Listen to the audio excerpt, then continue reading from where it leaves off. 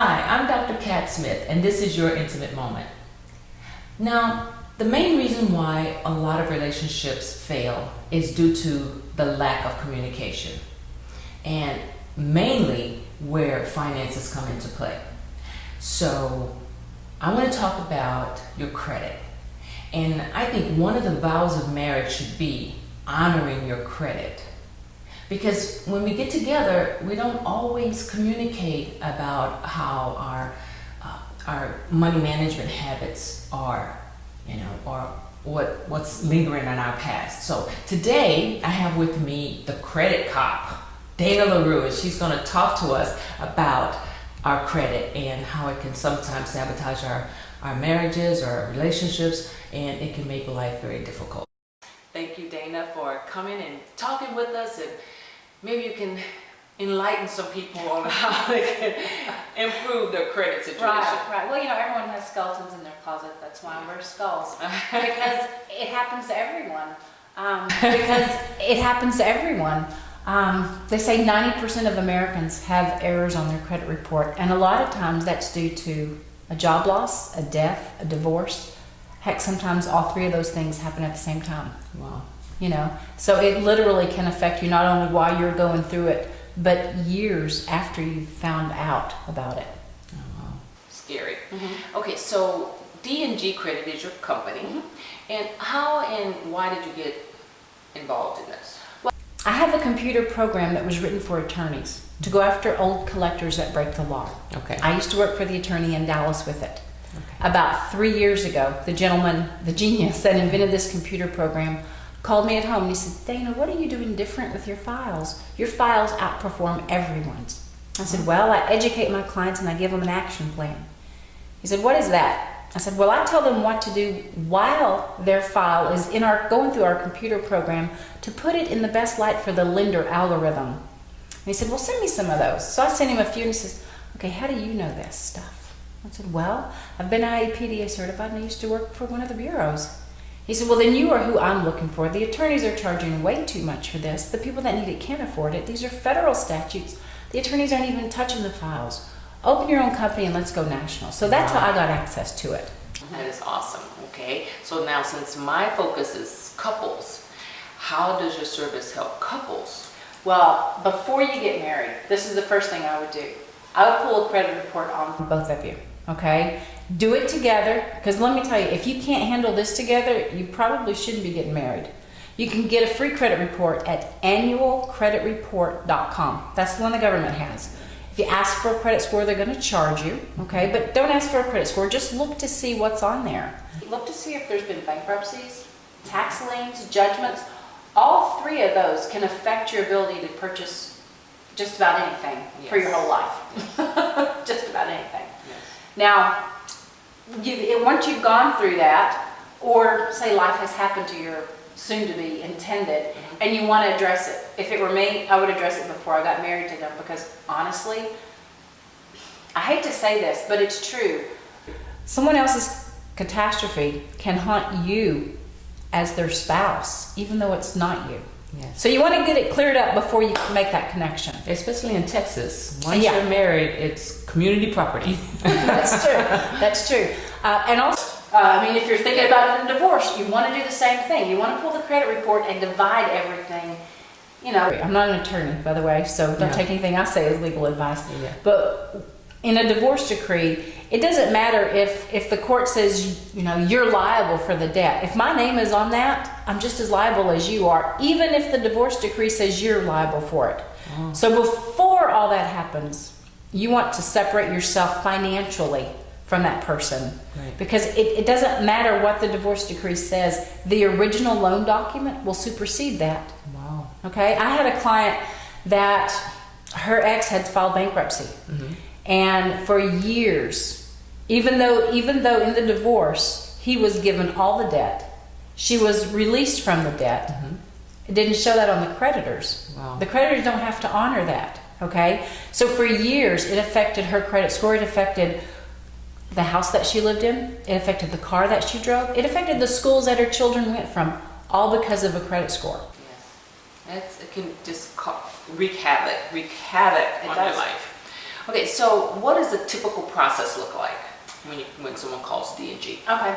Well, we're just going to have a conversation with them. The great thing about us is we do the same kind of pull that a mortgage lender does. Okay. Okay. Which, if you're not in the credit world, that's a totally different algorithm. Okay. There are 1,500 different algorithms. The kind of report you can pull on yourself, that's called a consumer pull.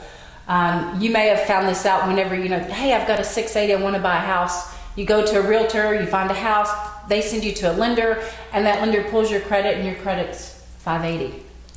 It's a much different algorithm. So the great news is with us, when your score is good with us, it's going to be good with your lender. Does that make sense? Yes, that's awesome. Awesome, because there's no surprises. Exactly. That's the key. And I think anybody can handle anything as long as they're told the truth. Exactly. Okay. Yeah. So we do the pull, we run it through our system, and our system immediately detects violations on the Fair Credit Reporting Act and the Fair Debt Collection Practices Act. So it gives us a color-coded credit report. If you've ever seen a credit report, if you've ever seen a credit report, they're so confusing. You can't really understand what's going on, but the color coding makes it very simple. Green is good. Any other color means our system found something. Okay? Yeah.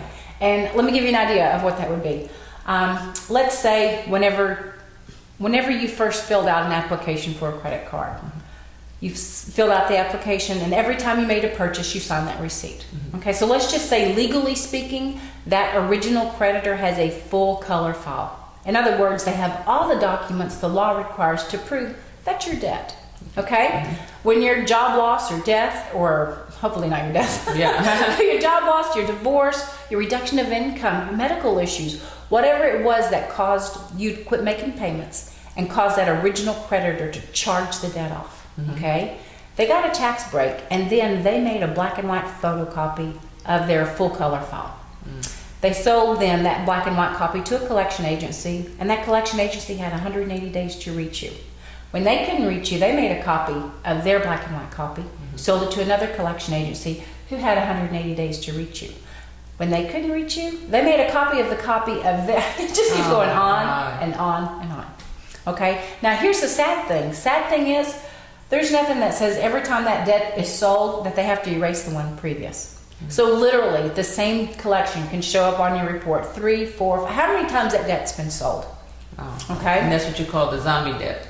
That's not even illegal, what we're talking about. Where the train tends to jump the track, usually about, say, 3.5 or 4 years down the road, eventually it gets into the hands of what's called a junk debt buyer. Okay, these are investors. They purchase millions of dollars of debt for pennies on the dollar. And what they tend to do is they tend to take that date of last activity, which should have been years ago, and they change that date to the date they purchased that debt. And what that does, makes that collection look brand new. All right, it gives it much more weight on your credit score, and it artificially lowers your score. That's when they broke the law. Okay. That's what this system was specifically designed to go after. So the first 45 days, our computer is communicating to the Bureau's computer. So this isn't like a letter writing campaign that you can do or however you want to do. This is raw data.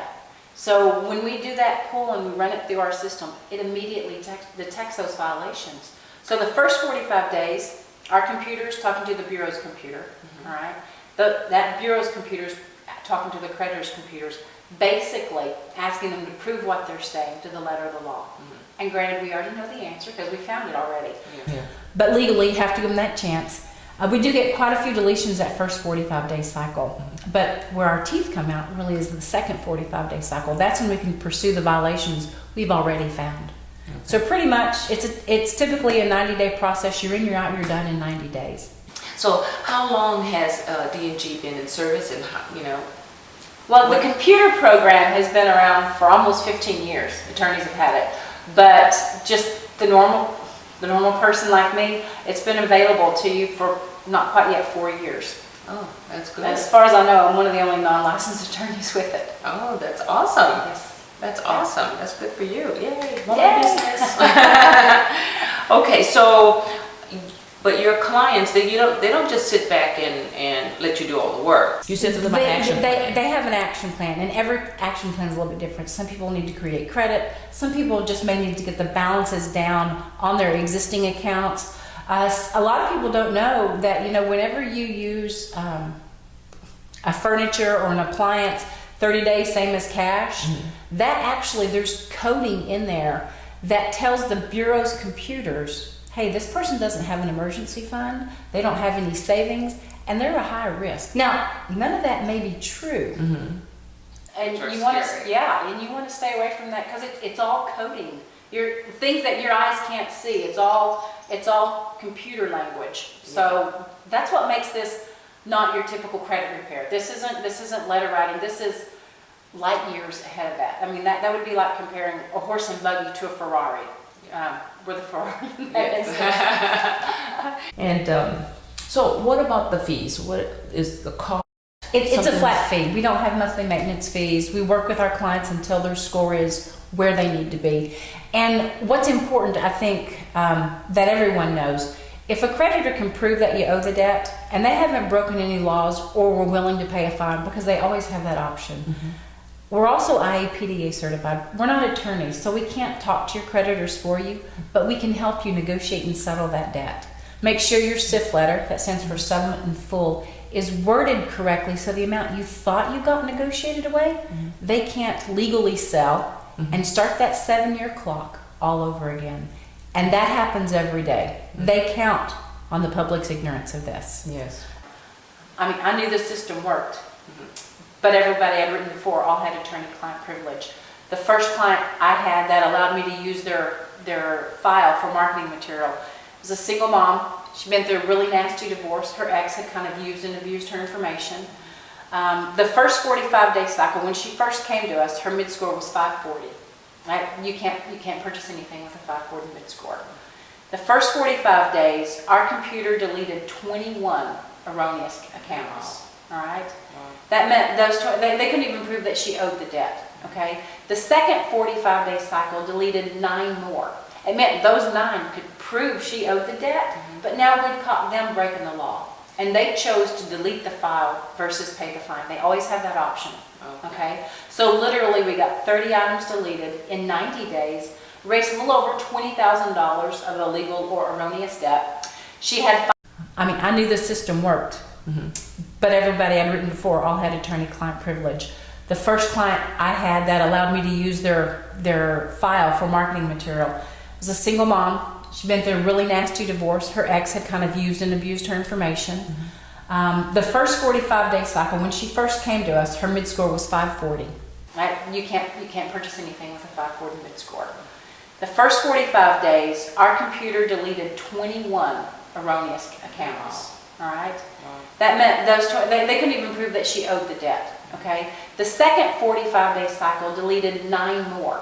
It meant those 9 could prove she owed the debt, but now we'd caught them breaking the law. And they chose to delete the file versus pay the fine. They always have that option. Thanks so much You're welcome. for this information. And I'm Dr. Kat Smith, and this has been your Intimate Moment.